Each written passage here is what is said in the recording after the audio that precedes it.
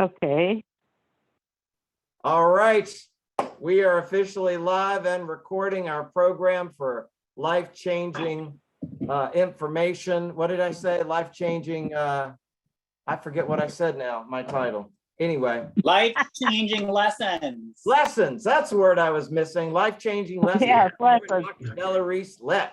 And what we're going to do is I have two of her, several of her books, but I've got these two with me, The Laws of Prosperity and the Metaphysically Speaking. And some people are going to read from these and some other stuff as well. John's got about 3 of them there in front of him. And so everyone who is watching this knows we invite you to share this on the Facebook places, because we want this information to be spread far and wide, because this is really, it's not just a title, it really is life-changing lessons that we all experience life changes from this information. And so we invite you to share it and like it and all those things that helps other people find it. And then make comments and ask questions. And at some point, somebody will get back in with questions and answer them and that sort of thing. And so let's see who would like to read something first. Who has something? I will. Okay. So Angela, I'll introduce you since no one can see you and you're coming up as a picture of a phone.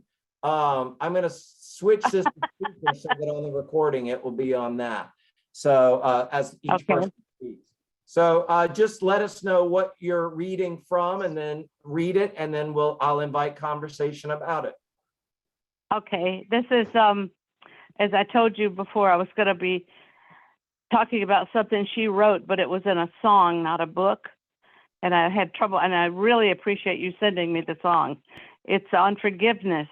It's been a lesson that has been the toughest for me to work on. And the song was forgive it, forget it, let it pass you by. Forgive it, forget it, don't bother to question why. Don't give it your attention, forget it was even mentioned. Forgive it, forget it, and let it pass you by. And this has been a life work for me, and I think I have conquered it, because as early as today, I had an incident at work that really, really, really bothered me. And I remembered that Della said, I mean, every time I get it in my head about the forgiveness, I have to really work on it. And I went up to somebody, one of our managers, and I said, listen, I'm pissed off one. Are you pissed off too? You know, I mean, I was just angry. And it's not good to have that, and I don't like it. And as she said, when you allow that in your mind, you occupy space and give free rent to negativity in your mind. And I don't want that in my mind. I know it. And it was amazing knowing that I was going to be talking about it and realizing what all the lesson entails, that it was gone in less than an hour. All of it was gone. It was beautiful, but it has to open up the space for forgiveness, for peace, for God's love, and things that I want in my mind. I don't want that negativity in there. And I was really proud that I got through it so fast today, but I've had other times that have taken me months to get into that. And I've taught it to other people as well. And it's amazing how many people like hearing it. And what they really appreciate is knowing that they will not occupy their mind and give free rent. They love that term. And that's how she told it to us in a class. You know, and that's, think of that when I see this song or the writing. A friend of mine did a cross stitch of the words from the song. And everybody that's ever come in my house in Florida and they read it, they said, that is really good to know.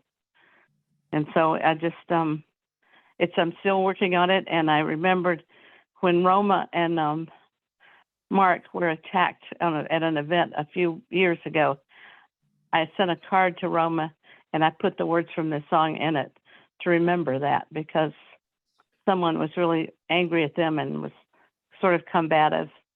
And, you know, I just wanted to remind her, because I'm sure she's heard it before as well. as all of us have.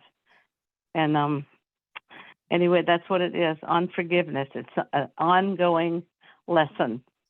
And that, like I said, today I had it come into my environment, but it was gone in less than an hour. And I really, really appreciate that. And it showed me that I'm able to deal with it faster. It's still going to happen. Even Della said it happened to her at an event, and she realized the person she was in the environment with, she had not forgiven, and she thought she had.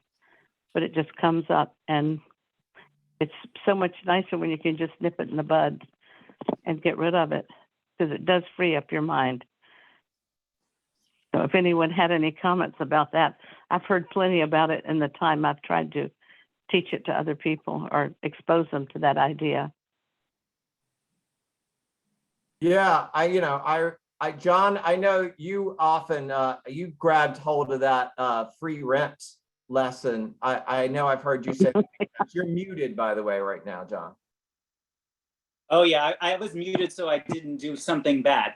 But free rent is such a great thing, because she also talked about it as people dumping stuff on your front lawn. And so when we allow people in, we give them access to our space, and we have to say that's not true. So you can't do anything to me that I don't allow you to do to me. Yes, yes. Well, can I say something to Angela? Of course. I'm impressed with your having attended the different classes and retaining and using the things that you were taught. But I'm more impressed with your taking what you've learned and sharing it with others. That is a beautiful thing. You have become a minister in your own right at this point. Well, I told Della that people were always saying, why don't you retire? You don't need a job, like that. And she said, baby, that airport is your pulpit, and you stay as long as you want. It really is. Yeah. And you know what's really funny about you, Angela, it's really funny about you saying that you were the pulpit of Delta, and Erlene Ridley was the pulpit of Southwest. I guess we have pastors all over LAX. Very good. Very good. Well said, John. Well said. Yes. Mm-hmm. Thank you. But she said stay and teach, and I do. Yeah. But not just at Delta. The lyrics to that song is packed with a lot of good information. I was just talking to a young guy who was like, asking me, well, how do I work on forgiveness? And then he really tripped into the real area, which is, he's like, I don't know how to forgive myself for some things I've done. And, you can get all intellectual about that and talk about that for days and weeks and months, but it's really right there in that song. Forgive it, forget it, and let it pass you by. And that forget it part, that was the lesson I remember from Della too, is, people like to say, well, I'll forgive you, but I won't forget. And it's like, well, then stop lying. You've not forgiven anything. As long as you're determined to hold on to that not forgetting, then you've not forgiven a thing. Right. And that's a powerful lesson as well. Yes, absolutely. Yes, it goes together. Forgive it and forget it. Wally, do you want us to speak, or do you want everybody to do the readings first? My thought was that we would read and then discuss a bit and then read again. And I think there's some people that are going to join us a little bit later. And so then that way it will go along that way. Okay. Do you have something to read? No, I was going to comment on some things. So yeah, please do.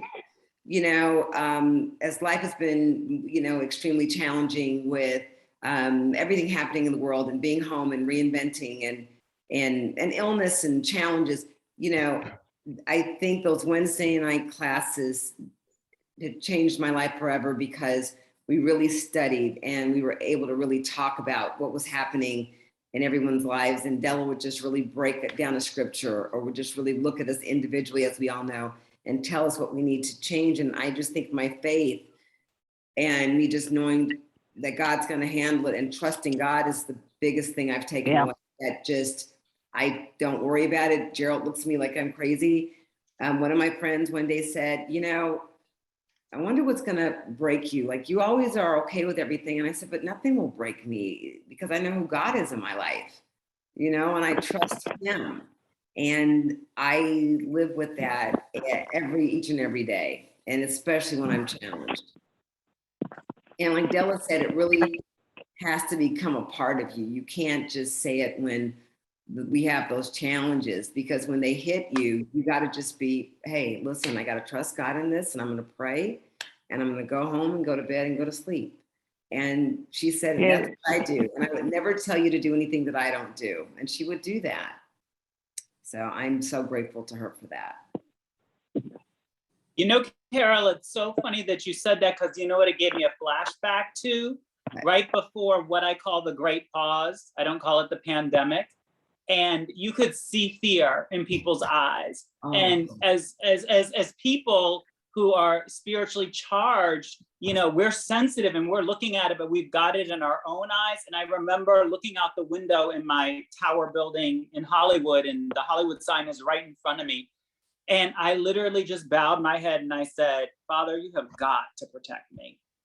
Yes. And you know, taking that moment that we were taught so well to do. And from that moment to this moment led me straight through, you know, because we had that in us, not to worry, to trust, to know. Yeah.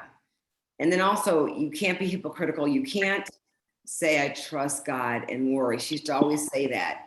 She said, you're just a fool wasting time. If you say, I pray and you trust God, but then you go and you keep worrying. What kind of sense does that make, is what she would say. And it's true. Yeah. And so you remember things like that, you know?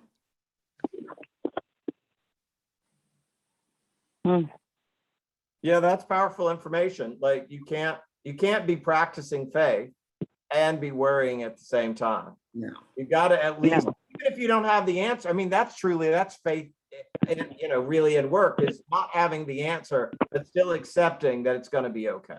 Right. You know, exactly. And I definitely got that from her. Yes. John, what do you have to read? My favorite word, the chapter goes into all kinds of places, but from Metaphysically Speaking, is excuse-itis. And if you have it, you need to get rid of it right now. Mm-hmm. She starts off by saying, in her definition, many of you are dealing with a terrible disease. And it's not physical, but it is hindering and it is paralyzing you. She gives us some good God things in there. And then she asks herself the question, what is the disease? And she says, excuse-itis. I used to have it, and I've had it bad. And I'm standing before you to tell you that I'm cured and healed. And how many times do we hear people tell themselves all the lies? That I'm not good enough, I can't, they don't let people like me do this, I'm too old, I'm too fat, I'm too this, I'm too that. You know, and she goes on to say, which is so typical of her, she goes, excuse-itis makes you an excellent liar. And one thing I certainly got from Della that was really, really funny was that she said, I can't lie.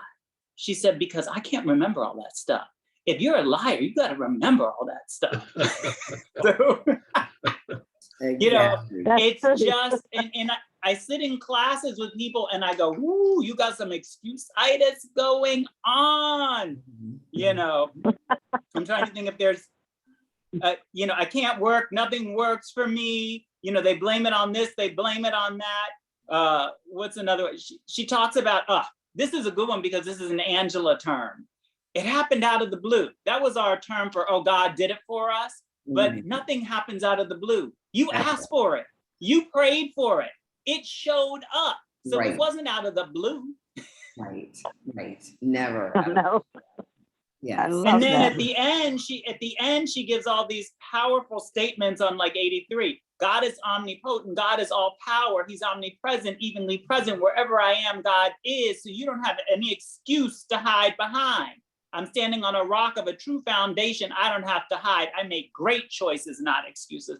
I am expecting the unexpected. How many of us actually say we expect the unexpected and then stand on that truth and actually believe it? And if you need some denial, she's got it on the last page. Say it aloud to yourself. I withdraw any negative thoughts of excuses, any negative feelings of excuses. If trouble and challenges appear, I know it's temporary.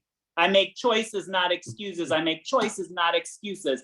I realize I cannot force my good, but I can invite my good, my God, into my life by faith, and dwelling upon my good and my God, attract only my good in the name and the nature of Christ Jesus. That's it. Amen. Amen. Amen. Amen. Yeah. I actually went from when Reverend Della would talk so often about the out of the blue thing. One of the realizations that came from me and all that was blue is yet one more name for God. You know, if you switch that, you're like, yep, it came out of the blue. Blue's just another nickname for God, you know. Right. But being clear on the source and the supply and how important it is to keep yourself reminded of that, to stay focused and centered on whatever's going on. Mm-hmm. I think that hey, everybody. Hi. Hey, Reverend Cherie. So good to be here with you. Gosh, just it's so interesting when you read her words. I don't know the difference anymore between what I learned from her and just who I am. Like it's just become a part of me.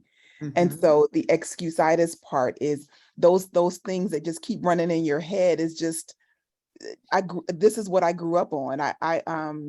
I'm still really super young, but I was even younger when I, freshly out of college for the most part, when I came to this teaching and basically fell in love with Reverend Della. So when I think about the excusitis and those kind of sayings that she would give, it still runs in my head, like, you're running excuses. You're not ready for it because there was no sugarcoating it. If you got a bunch of excuses, you're not ready for the blessing that you say you are. And you need, and then it would go back to that unwavering faith.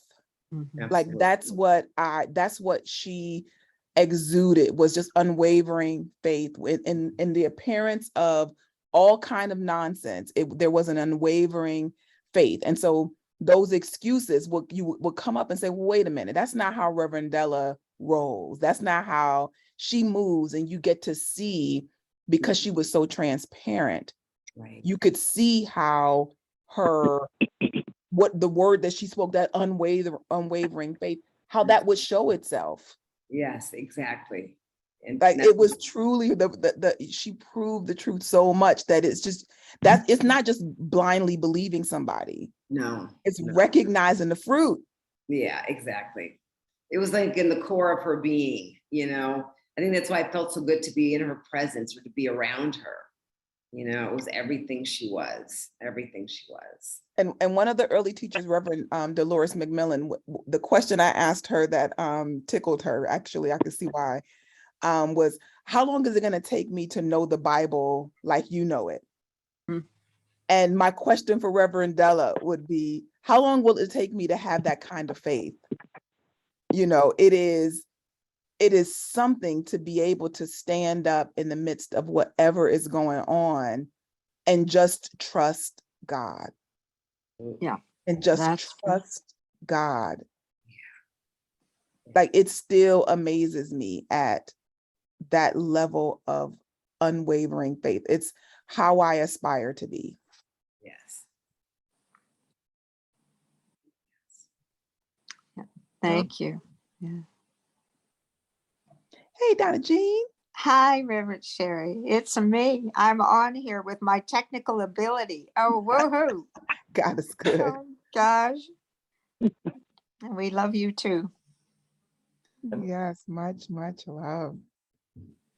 And I'm gonna, right after we do this next piece, this won't affect the people that are on Zoom, but for the people watching, I had put it on speaker view so that you just see that each person that's speaking, but each time somebody rumbles a phone or whatever, that's jumping too. So I'm gonna keep it on speaker view when people are reading, and then I'm gonna put it on gallery view so we can all see each other during the conversation that way as well. So does anybody else want to say anything about excusitis before Reverend Cherie reads something? Hi, Roy, everybody. It's Donna Jean here. I hear her words and I have all her books. And when I think I can't do something, I just hear I hear that excuse itis. And we all have that not enough itis. I'm not good enough. I'm not, oh, brother. And I loved so many things about her teaching, as we all did. She was clear, direct, and simple and powerful, and a faith of steel. And that's what we all are aspiring to. Absolutely. Faith of steel, just clear, direct. Mm-hmm. Absolutely. Yeah, she All taught right. me. What were you going to say? She taught you what, Donna Jean? Well, she taught me, I have her book here. Do you want me to read from it's just a little story of her book? Not just yet. We're going to have Reverend Okay. Cherie read next, and then I'll have Sure. you on right after her. Sure, that's fine. That's great. Awesome. All right, Reverend Cherie, you're up. So mine is super short, and it's two parts to it. It's from Metaphysically Speaking on page 62 and 63.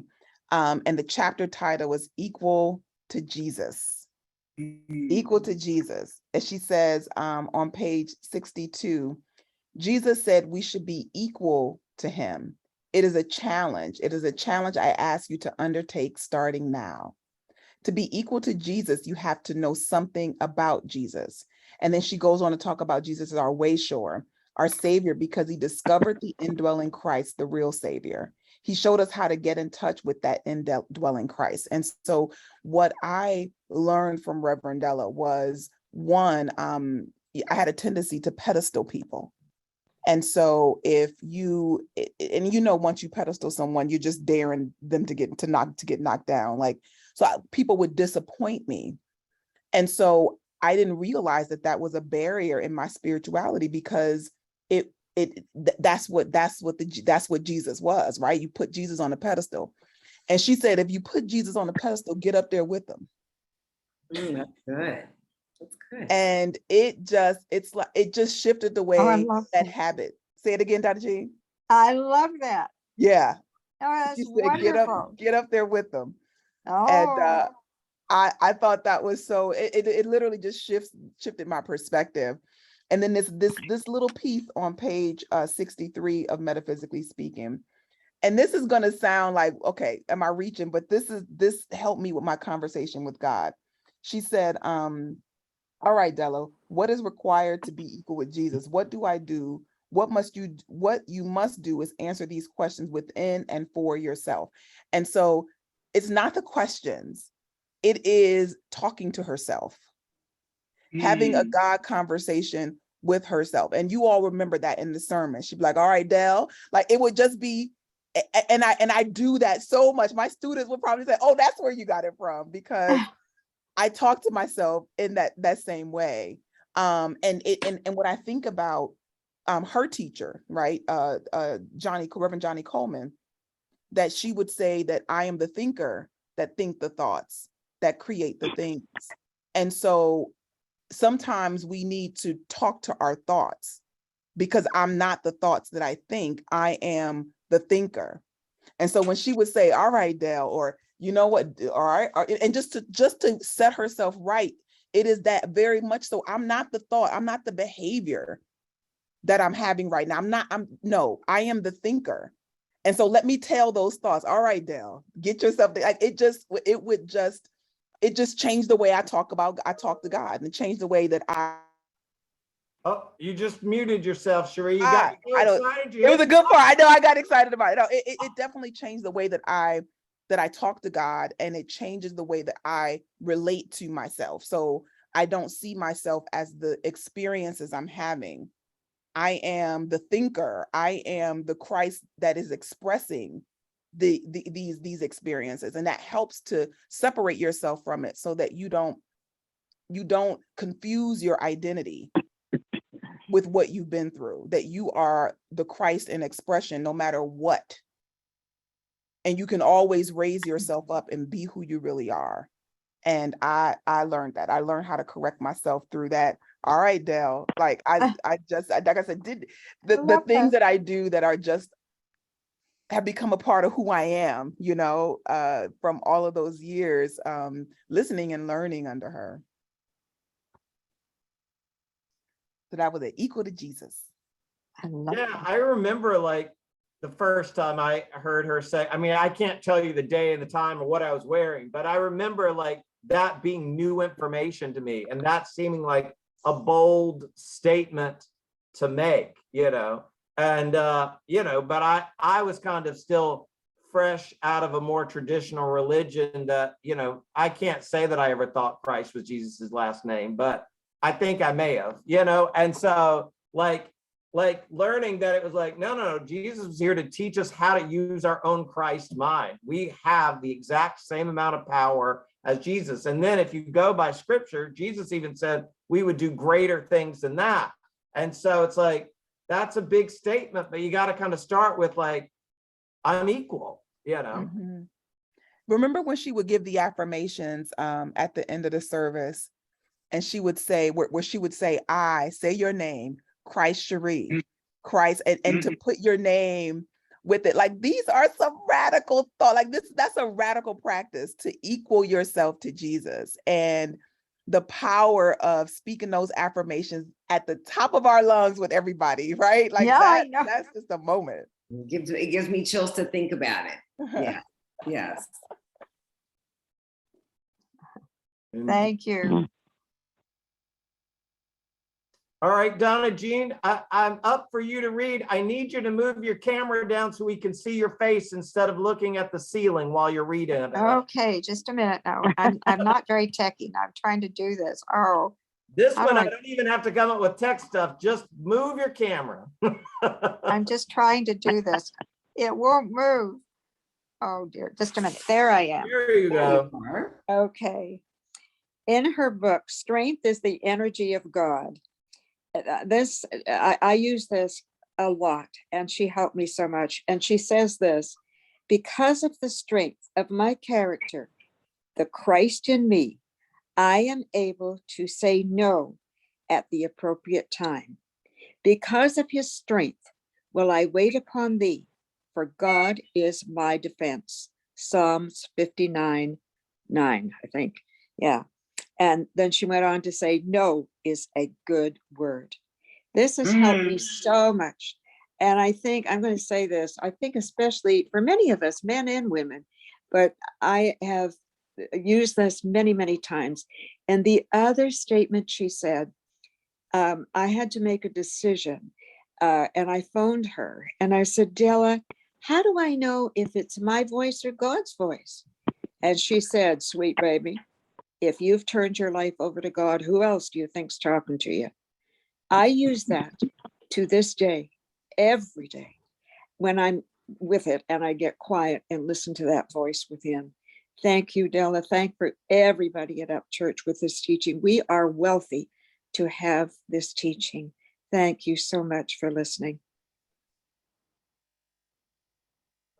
Yeah, that's, I don't think I heard her say it that way before, that she said it to you. If you've turned your life over to God, who else is speaking to you? But Yeah. I will never forget that. It just helped me so much. And sometimes, too, I question, I say, really, is this God's voice or is it my voice? And I hear her loud and clear. She had such a simple, direct, such a personal way to get her message across. Absolutely. Yeah. Thank you. yeah, it was, that's part of what I learned when I started going to Up Church too, when we said, it's practical Christianity. And at first that sounded like this lofty title. It's like, what does that really mean? And it's like, it's using the information, not just reading about it, not just talking about it, certainly not judging other people through it. It's actually putting it into action and using it. Mm-hmm. And she always said, give it to God. Give it to God. Give it to God. Let go and let God. Yeah, I definitely needed to hear that that particular lesson, because it is so easy to try to justify your no, to try to make people feel good about it, or to, but no is a complete sentence. Like just Well, that's right. And to explain it. And I think women do that maybe more so. We explain. You just have to say no, just no. Yeah. And that's taken me a lifetime to learn without guilt. No is That's not a the bad ticket. word. It's That's not a right. bad word. It One is of the not a stories that I bad tell word. a lot that is related to her saying no could be a really good word is when she went to see Bobby Blue Bland at this club on the east side, and she decided to go, and somebody after he was done performing asked her to sing, and she said no, and then they asked her again, she got up there, but the guy, and she just said whatever song in B flat or whatever key, and the guy started like poking around like he didn't know the keys, didn't know, and it made her look like she wasn't on top of her game, and it was the keyboard player, and she did the best that she could, but she knew that it didn't go that well. And the woman said to her, now, if you hadn't come here, they couldn't have done that to you. And so she said that when she started learning about no, like if you can't go to everything, you can't be a part of everything, you can't do everything, and no could be a very good word. Yeah, I love it. That a lot. It's like, you know what, if you go, you got to expect whatever you expect. You don't have to go, you could say no. Absolutely. What I say from that, that she said at some point around that very same lesson that I've repeated many times is during, Sunday lessons and stuff, which is just because you showed up doesn't mean you have to go in or stay. And, that you got to listen to yourself, you got to listen to your intuition and follow it. And, that comes up a lot now that I'm back home in the South, because, Southern is part of being Southern is to be polite, and that's to suck it up and like just sit through it. And it's like, no, if your intuition says it's time to go, you need to go ahead and get up and get out of here before this place lights up on fire and you're caught up in it, Right. And if you park the car and walk to the door and got your hand on the doorknob and your intuition is like, don't go in there. Yeah, I don't even remember exactly when she said that, but that lesson I got very securely that, if it's a no, it's a no. Exactly. And if other people don't wait and don't waver. Don't Yeah. waver when you feel it strongly. Don't talk yourself out of those feelings. Yeah, and there'll be That's so people that smart. will give you all the reasons that they want you to do what they want you to do. But if it's a no, you need to say no, And those feelings that we get in our gut and in our stomach, those butterflies or that anticipation, she always said, all those feelings, that's God talking to you. And honor those feelings, pay attention to those feelings. Mhm. That is true. Absolutely. Well, I see Jody has joined us and Sherry's on, but I think she may still be listening and doing some other stuff. I'm going to read what I've got here and then we'll see who else might have something and we'll see where Sherry is still at work, but participating with us silently. All right. So I thought that a lot of people would probably read from Metaphysically Speaking because it is a great book. And for anyone listening to our conversation right now, you can go on Amazon and buy it for yourself. It's all of these, actually, I checked. The one I'm getting ready to read from is the Laws of Prosperity. And then a lot of people, I think Metaphysically Speaking was the last book that Della put out. And it's got powerful information in it. And one of the things about the Laws of Prosperity and then also the other book, Prosperity Commandments, those went out at the same time. I forget what year, but well, I guess it's in here. But these are really the script and kind of the notes of what Della used for service on Sundays. And she took those notes and they got put into a book. And John says 2010 is when we did Laws of Prosperity and Prosperity Commandments. So I'm going to read from I think it's the second chapter called Working Inside the Law. And this says, I tell you this all the time. If God is your partner, make your plans larger. I'll tell you again, if God is your partner, make your plans larger. You need the confidence to step out of your comfort zone of small things and small thinking to be able to let your mind work instead of your back.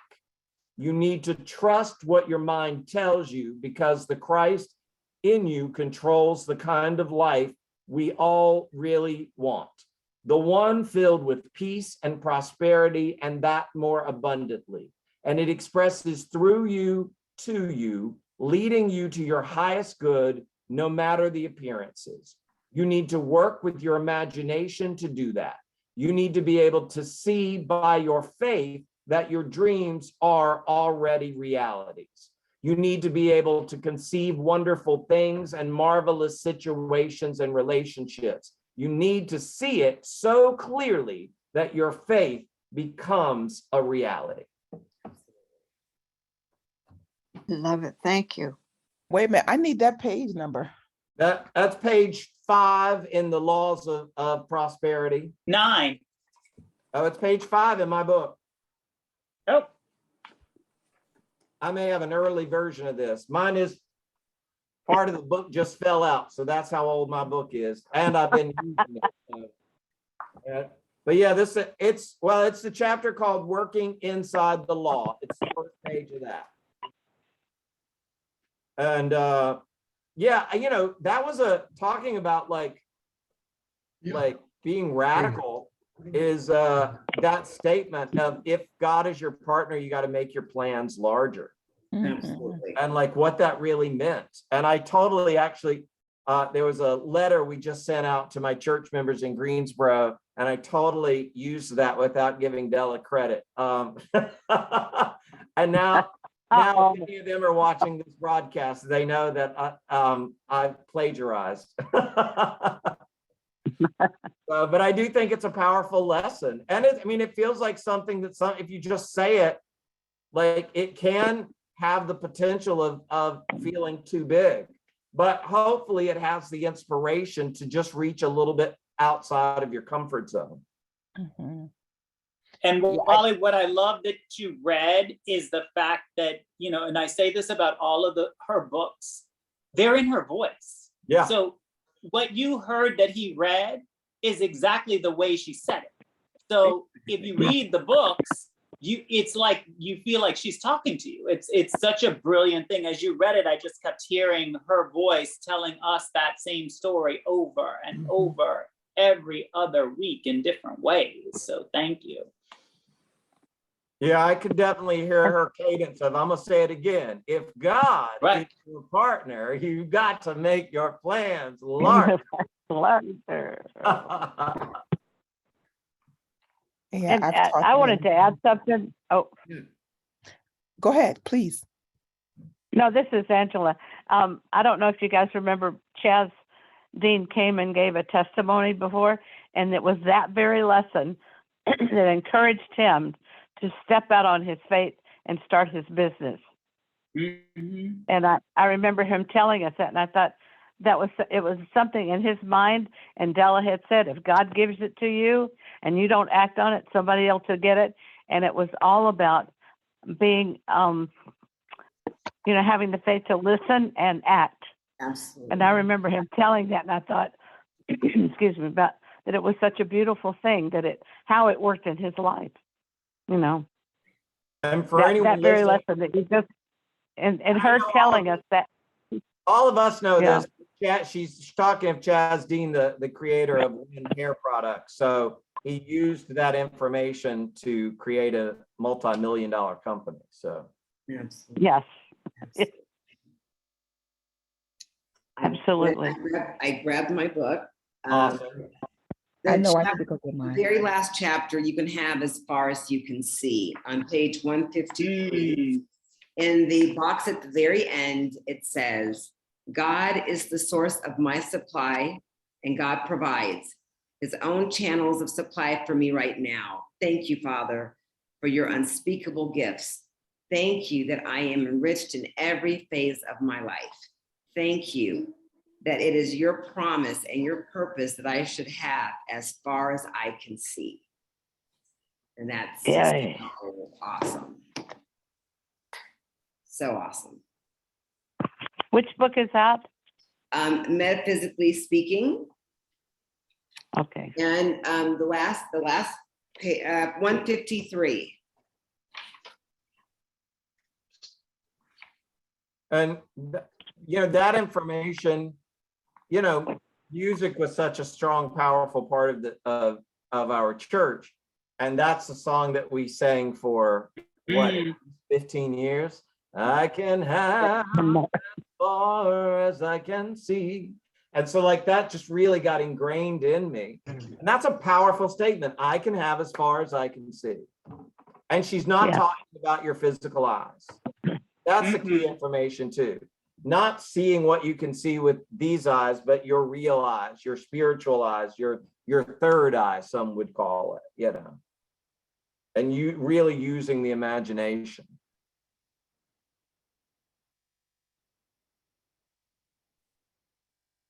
Well, Wonderful. almost everybody has turned their cameras off on us. So keep talking on what you want to say. It's I'm Franklin. still here. Yeah, I'm still here. awesome. Well, he could spend the rest of the night telling us lessons. Right. Hi, Harriet Macaulay. I see Harriet. Hi, Hey, Harriet. Harriet just got here. Hello, Hi. Harriet. How are you? Good. How are you? Good. I just got off with some work I had to do. Awesome. Well, we're glad you're here. We're streaming live on Facebook and recording it to put on YouTube later. Right. We're just sharing different things here that people are reading pieces that, you know, they found to be life-changing for them, and then just discussing it. We were just talking about the message of I can have as far as I can see. Do you remember when you first heard that kind of information from Reverend Della? Oh God, yeah. Listen, I'm trying to go back that many years, but I was thinking when we would be from place to place to try and find a permanent place, but it didn't matter. We went anyway because we finally got a message that a lot of us had not heard before. And then I'm one of those people that I kind of observe to see if it's a place I want to be. And I was really stage managing her play. That's what happened. That's how we got introduced to from Pamela and William. And I stage managed the play, and then I found out that they were meeting, and the way she would talk, even when she was directing the play, was interested me so much. I kept going, wait a minute, this is different than I've heard before. And I remember Pamela said to me, you need to go visit when she has service because she talks the way you think. And I didn't understand what that meant. And so then I had to have a surgery. And I said, well, I'm going to stop stage managing the play. I can't do it anymore, blah, blah, blah, blah. And then finally, when the surgery was over and I was okay, she contacted me. She said, you ready to come back? So I went back to the play. And then one Sunday morning, Pamela said, I'll come pick you up. And I said, no, I'm good. One Sunday morning, Spirit said, get up and go to church. And I did. And I never looked back. And I was with them from the very beginning. She said, once I get you, you never leave. So I said, once I get you, she just waited for me to come to the understanding that that's where I needed to be. So I did that, and then I hesitated on becoming a teacher. I just wanted to see what was going on. You know, I sit back sometimes to sort of observe. And then I decided to go and become a certified teacher. It was William, Patricia Matthew, and then Tamara, I think, and me. And then we went to Chicago, did what we had to do. And as usual, it took me longer than anybody else because I had to go back for the second year. And then once I did it, the teaching was more than just new thought. It opened my mind to all the possibilities, and doing the homework to become a teacher is fascinating because you get to include all spiritual thought, and then you understand what is your path. This is my path, but I include all spiritual thought, and that's what she gave to me. I think about it. And then when we did the books, Strength and Energy of God, and what does love got to do with it? Those two gave me an opportunity, thanks to Mike Milton, to really go over her lessons on the, at that time, cassette tapes, and hear the message. Because the message is in the thought, the message is in the music, the message is everywhere. And so for me, that's what's been guiding me ever since then, ever since then. Absolutely. Yeah, and it still is. Yeah, I hear her. You know, I hear her sometimes when I have a question about something. I can hear her voice, Absolutely. and I think that's the guide. Mhm. And you know what? I Absolutely. just share this with you. What she did for my family. She did something for my family that when my mother was transitioning, and she talked to her, Franklin. Not much that she didn't talk to us, but she would say it in a way that they understood what's going on. So she sort of prepared us. She prepared you for the change, and she prepared my sister Barbara for the change. It was big for us, but she heard my mother, and she was able to be with us in a way where when she transitioned, we were able to get through it in a different way. And I really, I feel that today, and I feel that all the time. You know, it was a beautiful lesson for us. It's beautiful. Thank you, Franklin, by the way. Okay. You know, Wally, that leads me to the thing I wanted to say very briefly. I was thinking about this as we, did it last year, and the instructions for this year were to read something from her books or her writings, and I wanted to read something from the Woman Designed by God. Oh, yes. I couldn't find it. So that's gonna, have to go for next year, because I think it's true, because it's one of those things where, you didn't get the workbook, right? You didn't get the readings unless you were there, unless you attended. Right. And it's so valuable and insightful, and makes you, right, go inward and process. Mhm. And going after what Harriet said, one of the things I wanted to contribute, sometimes it wasn't, the lesson isn't in what she wrote down or even said to you, but sometimes it was the instruction to go think about something. You would make one sentence, because you would go and ask her advice, or go and, just say, this is going on. And she would just maybe say one or two sentences to you, but your instruction was to go and process that. Mm-hmm. Right? And without saying those words. And it was so helpful, because, right, you don't even know that you don't need somebody else in your ear at that moment. What you need is to still go sit with yourself and God, and right, and work through that, and get to a different point, and even go back to her, right, when you're in a different place. And maybe you'd have a longer conversation with her about it, because she get that sense that, okay, you are now ready to, right, hear this, or ready to absorb what I can say to you to help guide you through this. But I did love that about her, that if you weren't ready to hear her, she would send you away and, go think about that. Well, what about this? And okay, have you considered this? And then turn and do whatever she was going to do. And that was the only conversation you're getting at that point. And I appreciate that, because sometimes, right, hearing another voice would muddle even the situation even further. And I love the fact that she had that intuition to know, when that was, and when, she could have a bigger conversation with you, because you were ready for it. Mm-hmm.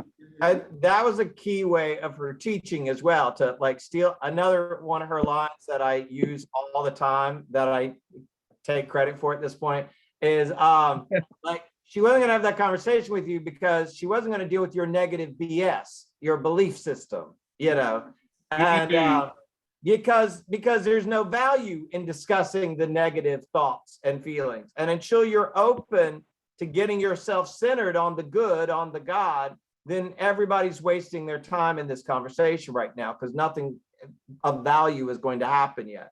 Until you can sit down and get quiet and get into your faith and realize that God is good all the time. Now let's figure out how to handle this. Until you can do that, everybody's wasting their time. And we're just going to have to repeat it anyway. So let's wait and say it once. Right. Yeah. I love that. That's powerful, Wally. Thank you. Franklin, Sherry Green Milligan wrote on Facebook, she said she needs that I'm Women Designed by God, and she wants to know if you have copies of the book that the ladies would have in that class. It's quite possibly. We have like 4 storage units of everything, which has been in the plans for about a year to go through and eliminate a lot of stuff and to distribute a lot of stuff. And I have to say, it's still in the plans. All right. It's a matter of finding time to go through it. I'm just going to say right now, Unfortunately, when I publicly had- in front of everybody, Franklin, when you're ready to start going through that, especially when you're into the throwing away stage, if you can let me know in advance, and I will arrange a trip to California to, to help you with that. Well, the unfortunate thing is, when I had the stroke, I was basically out of the operations of both the family and what responsibilities I had in the church. And I had people store stuff. The instructions were label the insides on every box, put a label there, letting us know what's there, put the boxes on the side of each unit, and have a walkway all the way through so we can go through it. Right. None of that was followed. Oh, Lord. All right. So that's where I stand. We've gone through, Shirley and I and the young man who works with me, have gone through 3 or 4 boxes, but at least we can do this. We have brought down 7 storage units down to 4. Okay. Yeah, Wow. and these 4 are going to be very high powered. I'm very sure of that. It's just a matter of finding time and getting the right people to go with me to do this. Right. Mhm. Well, when we're So on when the, do I show up? What is it? I said, when do I show up? I can help. Right. And Franklin, I would definitely help. I mean, I think you could have 10 people to help you, or as many as you need. If you let Absolutely. us know. Yes. Yeah. Yeah. Well, the offer I accept, and I'm very grateful for it. Yeah. Right now, And I'm we in the could have a middle big, of, go ahead. no, I just said we'll have one big Wally box. Yeah. It's a matter, Throw things in there for Wally. That's it. Well, I want to, Sherry is able to join us now, and I know she's got something she's going to read, but while we're on this topic, for the general public who doesn't know, the I Am Woman Designed by God was a very unique workshop that Della would do every few years. And I don't know anything about it because men were not allowed to attend. We were not welcomed in that room. And you know, I would love for you ladies who did take it, who do know about it, to I know there's some stuff you're not supposed to talk about publicly. It's supposed to all stay in that room. I know that too. But what you can talk about, I invite you to share some of that experience with the other people listening, because I know that that was life-changing information for people that went. I'm gonna go Yeah. first. I need to drop off in a moment, but I think I went through it 3 times. So remember, I said I was fresh out of college when I first started studying at UP, and I thoroughly disagreed with every single thing that was taught the first time that I took the. I thought it was just. I'm like, I don't even know why I'm here. This is ridiculous. The second time I was like, well, some of it is kind of interesting, you know. You were The growing third up. time I took it, it was like, oh, like you just growing up as a woman and understanding how I'm fashioned and how I work. What we learn is about the aspects of womanhood, of the aspects of femininity and the power. And so I just wasn't ready to hear that. Yeah. Until I was ready to hear that. But I'm glad I kept showing up for it. But I saw Jody laughing because you know what I mean. It was like, this is crazy. And it's just like, but something's right. Something's interesting about it. But I definitely didn't enjoy it at first. I did not enjoy this. I'm a Woman Designed by God. I didn't enjoy it at all at first. How did we get a copy of it? You off, Cherie?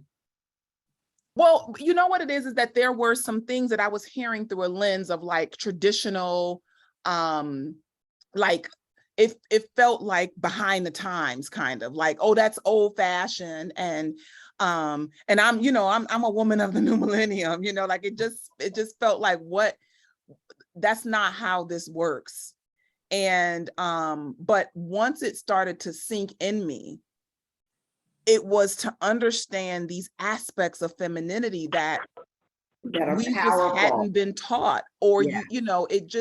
it took some time for that to sink into me, to get past the sometimes it might be the way something is expressed, but I started to hear the truth in what she was saying. And Reverend Sherry said it was 100% not feminist. Like it wasn't it was how to love men, how to know who you are, and how to use the gifts of femininity to live a healthy, happy, prosperous life. That's really what it kind of boiled down to. And Y'all I didn't are talking around this. It was how to please a man. Mhm. Don't No, even. Don't even. Like, we need to just say what it is. I It wasn't don't- how to please It was, men. what do you get with, wait, what do you get with a, what do you give when you get a man so that you can keep that man? And what you, and how you need to show up. And it was about being the harlot, like all of these different roles that you play. And my little 20-something years that had come out of liberal arts college, I was mortified. Like, just like, are you kidding me? Like, I went and got a whole A degree, and this is what you're telling me I need to do? I didn't have an ear for it. I really didn't have an ear for it. And I showed up every year because I'm a student. And, over time, you go through enough bumps in life. It was like, it's a little bit of wisdom to what you're talking about. But it also, lady, about how to please yourself. You Right. see. Okay, Right. I didn't hear any of that. I was there from the very beginning when she started to build the class. And that made me, Harriet, but I don't remember any of that. All I remember was what you do with a man. I know you don't. I know, because I watched you guys. It was like, the muffles in your ear. I'm going, oh, they'll get it. Because when you become a woman, as you both are now, Yes, there is a different sense about what your physical body and your mental body and how you, as she said, we are uniquely created and designed. That's why.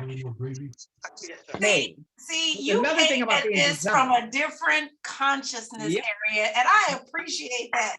But if we had emojis when I first took that thing, it would simply be the one with the head blown. Like, that's right. Yeah.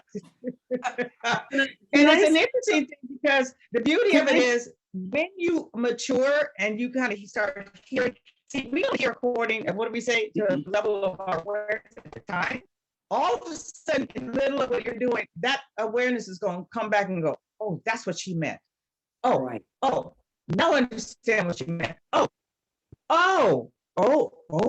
Now I understand. But it's interesting. I was at a different stage. I think I'm like maybe 8-10 years older than you guys. I didn't take it that way at all, which is really interesting. And I was still pretty young when I first went to the first seminar, but I felt like it was be in touch with who you are as a woman to live your best life. And your best life, it includes many things: success, careers, prosperity, the man that will make your life come to. I thought it involves men too, but I felt like it was understanding how our bodies work, how we operate to live our best life. So I heard it very different. that is, we can just have a discussion on this. We can just have a discussion on this, because it was the different women that like checked in at different generational levels. And I think you can hear like, I love that, like Harriet and Kara, y'all heard something different. I just heard stuff that was like, this just feels ancient. Like, just I think that's probably the part that stands out, Sherry, is that I think it was there were those parts that, like I said, over time I got to understand it differently, because it is the class is much more than about pleasing men. But I think that's the part that was the most like, okay, I'm here because she said she's been on this 25-year honeymoon and I'm trying to find out the 1, 2, 3s about how do I get this 25-year honeymoon. And so then you go, and then she's telling you how to do it, and you're like, I don't want to do that. Like, I don't want to do that. Because that's not who I am. That's not the power that I am. And it's this opposition. And what she was saying was to value your femininity and to understand the gifts and the power of your femininity. Absolutely. And so, but like you said, I didn't have ears to hear that then either. Yeah. And so I think that's probably why it rang, it was so loud, is because it's like, I signed up because I'm looking for my boo thing, and I'm like, I want him to be amazing. You know what I mean? Right. I want to be singing his praises. And I think the concept of serving a man would allow a woman to feel like she's subservient. There was nothing subservient about Nothing about Della Reese, nothing. but she loved Franklin. She knew how to make Franklin happy. So maybe the concept of, maybe a lot of women felt like it's being subservient to a man. There was nothing about that in that at all. It was empowering yourself to love yourself and to see the power in us to love. And so anyway, but it's very interesting. Like, we all took it in different ways, depending on what we were raised. I mean, I was married at the time, so maybe I felt like, oh, I know what she's talking about when she talks about that part, because you do have to do things that you thought you'd never do sometimes in a marriage to make things, Right. You might think, oh, what would he like to eat tonight? Now, that's not being subservient. I want Gerald to be relaxed and happy while he's home. You know what I'm saying? So it's just very different. We all took it differently. Yeah. Well, that's what she was talking about. The whole thing about it was, for me, it's we are uniquely designed, which is so different than what we're taught. Well, you guys are much younger than me, so so it was like, okay, we're taught a certain way to be, and then she said yes and no, but we're uniquely designed. That was what happened. We are uniquely designed creations of God. So all of who we are. It doesn't matter how we attract or not attracted. We love ourselves, really, really love ourselves. You can't help but attract somebody who's going to love you just as you are, because you're an independent person. You're uniquely, if I kept hearing, you're uniquely designed. And I kept going, okay, what does that mean? It's just physical. It's all of who we are as women. And it's a very important part. Now, I'm so happy we've all matured this, because we're still hearing parts of it. I got the book, by the way, ladies. I just have to find it. Yeah, I have to. I think we will have to, and I say I'll step out of it, because it should be done the way it was intended to do, with the men out. And you all should do one of these again and really have this conversation. I think it'd be great. And all of that. But it's interesting to hear how you all, even individuals that heard the same information multiple times, how the change in perspective gave you new information. I just was listening to a video of Alan Watts, where he was talking about that he can give probably very valuable information and speak into a microphone, but your receiving it is now dependent on the clarity of this sound system and what part you're able to hear and what part of the room or where you are. And that's the same thing with our minds and where we are in our own lives. So, of what we can see and what we can hear and how we can use the information. And that's where these books come in handy too, because, many of us read these books ages ago, and other people can pick these up and read them, but it's new information in a new time in our lives. Yeah, and I think I kicked off this whole discussion, so I'm sorry I don't have the book in front of me, but I came in down the middle, really, because I got the part of, oh, this is really traditional, like this doesn't seem to match her personality at all. But then as you keep listening, you're like, wait a minute, I'm coming at it from the old point of view of subservience, and she's coming at it from a completely different point of view of power. Yes. It's the same thing, but she's coming at it from a totally different perspective, in that, the design, the femininity, the softness, all of that was a design. And right? God doesn't make junk or design by accident. So how are you using those pieces of his design to create your best life, right? And so once I was in that mode, I'm like, oh, this is actually really interesting, right? To come at it from that point of view. You know, ladylike is not a state of weakness. It's actually a state of power, because it's something that men cannot do. They are not designed to do. So, right? And how are you using that power to love yourself first, and then walk in that self-love in everything you do, right? And every piece of that design. So it was really like a fascinating talk. And I went at least 3 times, because I did at least 4 3 times. Yeah. And took other people with me. And, you know, and you hear something different every time. You're in a different place in your life every time you, even if it's only 2 years later, right? And so, yeah, that's one. I know she never wanted to record it, but man, that's one of those things I wish people could listen to now, you know, as sort of like that 8-hour thing. I do wish that had been recorded for posterity at least. I thought she recorded it once. I thought she did. I thought she did too. Yeah, I think she recorded it once. I'm pretty sure she did. Because Yeah, I maybe. I think Frank Jr. I think it was videotaped, and I think Frank Jr. did it. I think it was recorded. Ooh, It's that's one of those 4 storage units. yes. I said It is. you have to go in the storage unit. Yeah. Well, Sherry James might know.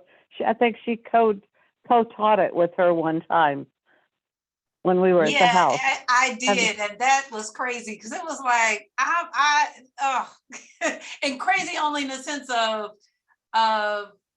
like, at that point in my experience, I felt so humbled by all of the things that I didn't know, that it was challenging sitting next to her, because I felt like I was so aware of my own personal limitations. And so that was an interesting experience. Like, I remember that. I remember just feeling like a deer in headlights. Okay. I know I sent you a picture of the two of you at the table. I remember that. I remember that. Do you want me to read my entry? Yes. Okay. Yeah. I'm gonna do my best not to just share the whole doggone chapter. What book? It's from Metaphysically Speaking. It's from the chapter on emotional power. And the reason I picked this, because honestly I could have picked any of these, and I used many moons ago now. This was when I first started teaching online. I used Metaphysically Speaking as the framework for one of the online classes that I taught. And this chapter in particular, actually a class that I taught called Jumpstart, how it was like 21 days to identify your life purpose, right? And so this book was the framework for that. And this chapter in particular really jumped out at me, because it was, at least at that point, I mean, I've since like stumbled across so much more information in regards to this, but at least at that point, this felt very, very new to me, even though I had been at Up Church. It was like, well, how did I miss this sermon? And so right from the start, she says, have you ever kept track of yourself as you tried to keep the negative from distracting you? I'm willing to wager that the thing that threw you off the farthest was an emotional thing. Unexpected and emotional. How about that? You never really know a thing until you can respond to it emotionally. Feeling is the secret to responding. Thought cannot come to life until you respond to it. And we're in the middle of this series right now, The Perfect Power Within. And I'm also in my own personal Bible study, doing a study of Revelation, and with Joseph Murphy's book, Pray Your Way Through It. And so this chapter, and the reason I chose this is simply because I feel like the place where we miss is often with emotion. that, you know, that anything that you want to get done in life, you're going to need that emotional power. And most of us are unskilled at utilizing our emotions. So often our emotions are used against us. And we don't know how to get ourselves out of, and we don't have the skill to get ourselves out of an emotionally charged space. So our defenses are up. We can't hear, our judgment is clouded. We're responding out of hurt feelings, you know, but we're not operating in our God self. We're operating in that self that has all of the defenses up, when in actuality, this God is biased toward our success. God is for us. Who can be against us? So the emotional power is learning to use that power in the proper way. And I always think about professional athletes. I love professional sports. There's something exciting to me, like watching people get to that level where they've developed a certain level of technical skill. But what happens is at that level is that everybody's an A player. Everybody is awesome, but they beat themselves. And so even though they could have won the race or they could have won the game, they don't win the game. And so it's like, how do you use that emotional power that you take yourself to the brink of championship or the potential for championship? And the difference between whether you get it or the player that you're playing against get it is what's going on with you emotionally. And so this chapter for me is probably one of my favorite chapters in the book. I just watched the Lifetime film for Simone Biles, and it's a really, you know, sweet story, wonderful. But one of the things that they shared in the story was just her being able to get control of herself emotionally. And she struggled with keeping her mind straight so that she could perform. So she had all of this ability, but she couldn't access the ability. And so she would fall off the bars or not land or not stick a landing or make some other mistake that she had the ability not to make. And I feel like that for sure feels true in my life, where I have been caught up in my emotions. And so I make miscalculated errors that I don't need to make. The potential to not make them is there, but it's like getting control of that emotional power. So this chapter, like the whole thing is highlighted. So like I went back to it. I was like, I'm just gonna go to the parts that's highlighted. Well, in this particular chapter, literally everything is highlighted. Like, oh, you can't see my phone. Everything is highlighted. So she says, haven't you noticed the person who feels deeply invariably is filled with emotional energy and personal power? Energy and power are released through the emotional nature, because our emotions are the motors which run the machine. And so our gift, I feel like the gift that Reverend Della gives us in this chapter is to master that emotional energy. And you got to practice it. You know, one of the things that I feel like I've done a great job of in my life is getting in my head about what other people think about me. I feel like I'm a master at that. I'm actually like rock star level at that. And so sometimes I can be in a space where I need to deliver and cannot. It's like I can't access my own magic because I'm thinking about what I think the other person is thinking. And I don't know if anybody else does that. It might just be me. I'm willing to go there. And so it's that emotional energy of getting out of my own way to access my own power. And, you know, that was even one of just my struggles with Reverend Della, because I was always in my head about what she thought about me. And so part of growing just as a spiritual leader is realizing who cares, you know, who cares? Absolutely. And that's not a diss or putting down, obviously, my spiritual teacher. It is owning this. Right. Sherry, you have a question from the floor. You might Oh, I not have got do. it, but you Sure. almost went there. So I'm going to give it to you because it came through text. I would love to hear Reverend Sherry personally, how Reverend Della's words or sermon or that written sermon affected her personally. So, well, this particular one was an awakening, but I would say that probably for me, I have a greater appreciation for Reverend Della now than then, because it was so hard to get out of my own head. Like it really was. That's just it. It was really hard to get out of my own head. So it was hard to relax when I gave sermons. It was hard to feel, to let the defenses down. You know, that was a struggle for me. And who knows how that read, you know, because like it may have presented as distance when in actuality it was just me in my own head with my own insecurities, you know. Now having the space where I'm not physically in her presence, but I get to connect with her spiritually in my prayer time. It's just a different relationship. And then I'm a different person, you know. I'm a different person. And you know, the thing that I appreciate now is how bold she was and how I don't know if the word is unapologetic. I guess that could be the word, but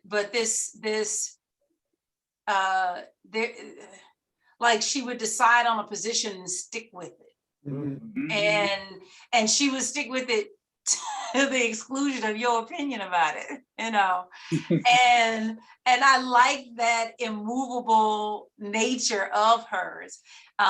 It's something I'm growing into because there's, you know, a part of me that is the people pleaser. I want everybody to be happy.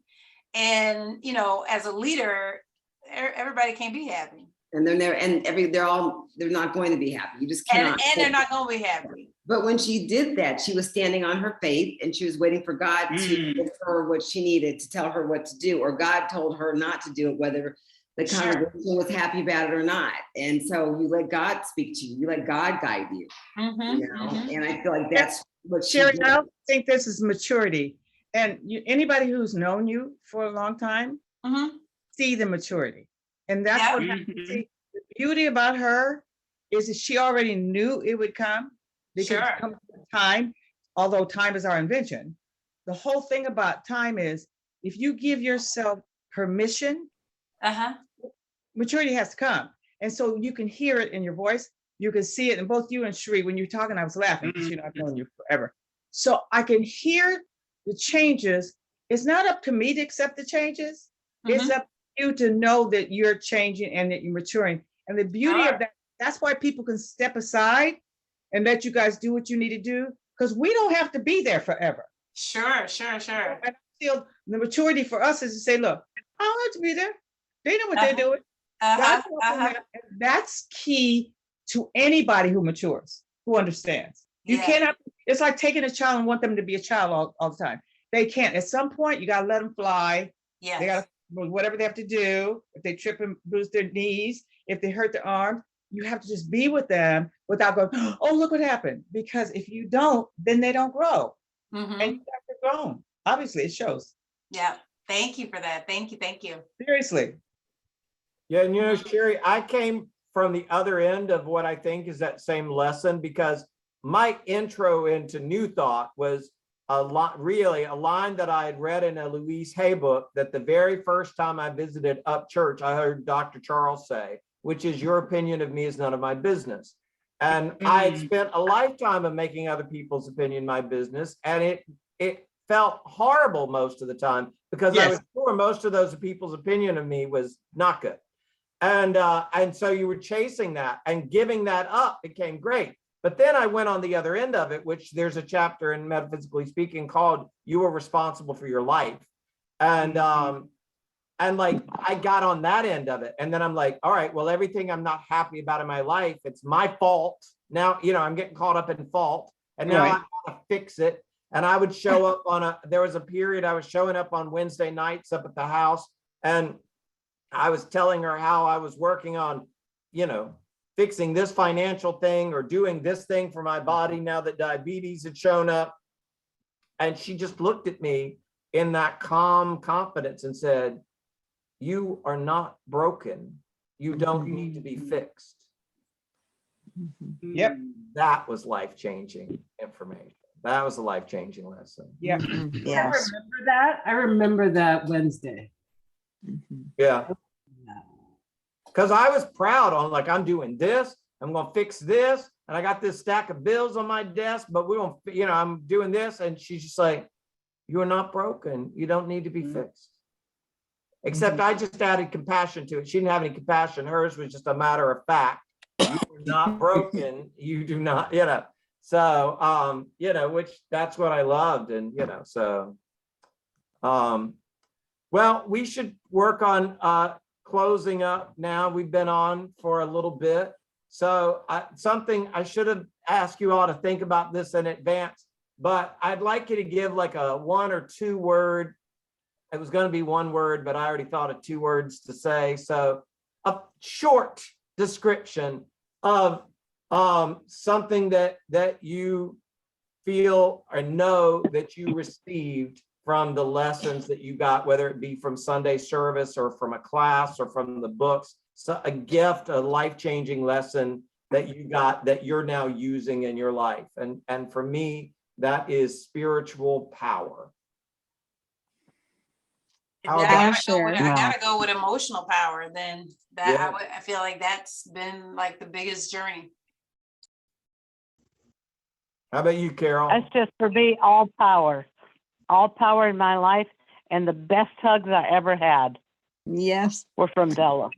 There you go. Love. Yeah. I loved her She was clarity. a lover. She loved so big. She loved, and everybody loved equally. Like if there was a competition, she loves me more. She loved Franklin more than anybody. We know that. No Right. question. But her love and her heart and her generosity, and also teaching us how to love ourselves. I want to give as much love as she gave, but you've got to love yourself to be able to give that love to somebody else.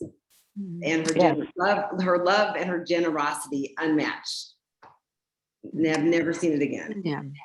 I loved her. Can you hear me? Yes. No, I loved her clarity, her faith of steel, and her simple message. Just, and one of the things that she said, which helped me when I had a near fatal accident, and she called me in the hospital, and I told her about it. And she said, "Sweet baby, you are not any of that. There is no reason you can't get out of that bed and live a fabulous, vibrant life." And I was worse than ever. And I was in the hospital 7 months, and they didn't think I was going to live. And her words just kept me going, along with this teaching. So that just clarity that just pierced through any negativity that I had. And I think we could all say that of her. Yes. And Harriet, do you have that gift? That Yeah. you gave? My thing was, I had a gift that I really didn't understand, and I had experienced it early on. And when I came to the church and I got spiritually baptized, she said to me, "You have a gift of healing with hands." And I said, "I know that." She said, "Well, you can ask God to show you how to utilize that, or ask him. You say you're afraid, you don't want to do that." So one of the things, the responsibility, is called responsibility, awareness and responsibility, is to understand what that means. Not just with hands, but healing with your words, the way you are, who you're with. It doesn't matter if animals or human beings. Your awareness of who you are is healing. Period. Mhm. Yeah. It's healing. And Karen Evans said, she's watching us on Facebook. She said she loves the term faith of steel. And I'm pretty sure that is something Karen received from Della. Oh, yeah. Certainly got enforced. I think we all did. Yeah. And Jody, how about you? I don't know, the one or two words. I am a Well, word. that rule's been broken several people back now. Just say what you need to say. I used to be a worrier, big time, and you know, it's a strength because I tend to think 10 steps ahead and all the things that could go wrong and mitigation strategy and all that, and which is great in business for work, not so good in life. And the biggest gift she gave me is taking out fear and how to go to God with a problem, not in a fear-based space. So the issue or the challenge is still there, but the level of relaxation, I can now have communion with God around an issue or a challenge, is something I did not get until I started going to church, and especially on Wednesday night, right? So it's still something I work on, you know, because occasionally you get in that trap of where you're just really afraid and you're praying out of fear versus, right, praying and communing out of, I know the solution is coming.